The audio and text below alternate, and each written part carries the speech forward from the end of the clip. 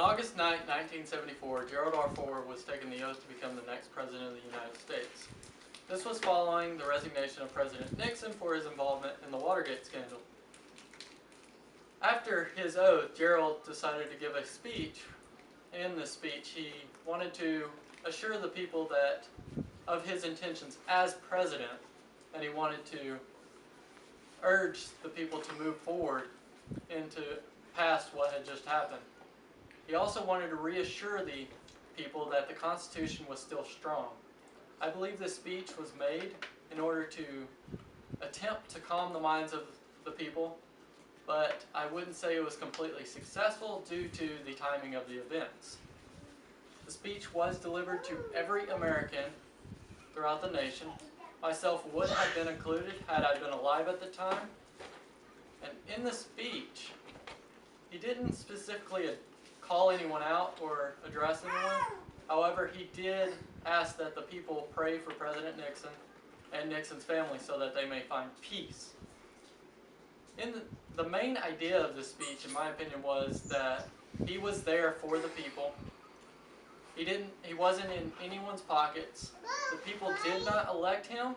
However, he wanted to try to make them know that he was there for them. He was solely for their benefit. And some of the minor messages were that the country needed to move past the current issue so that it didn't eventually appear weak to other countries, and that he just wanted to reassure the people that the Constitution still worked, it was still strong, the government was still strong, everything still functional. I do not believe this message was fully received, again, due to the timing. However, I think it needed to be heard. He delivered this speech in a sincere manner, and the speech itself kind of had an apologetic feel to it.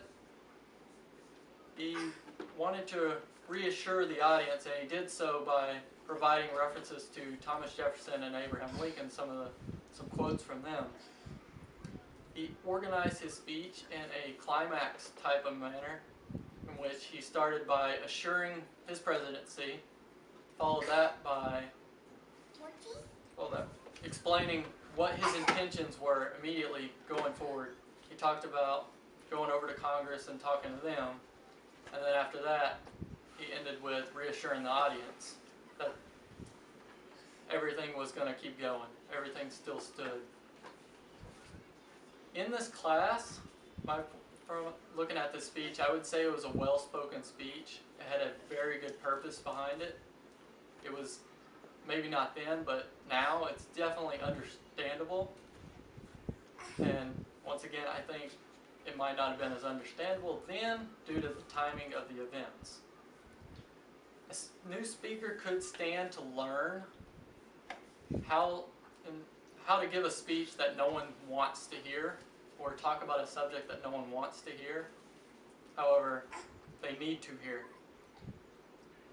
And in this speech, there are materials that can be found in the textbook, and then those being the purpose and the supporting material, organization, things like that. In conclusion, I believe this speech was completely necessary, albeit it didn't accomplish its full goal, but it was definitely something that people needed to hear.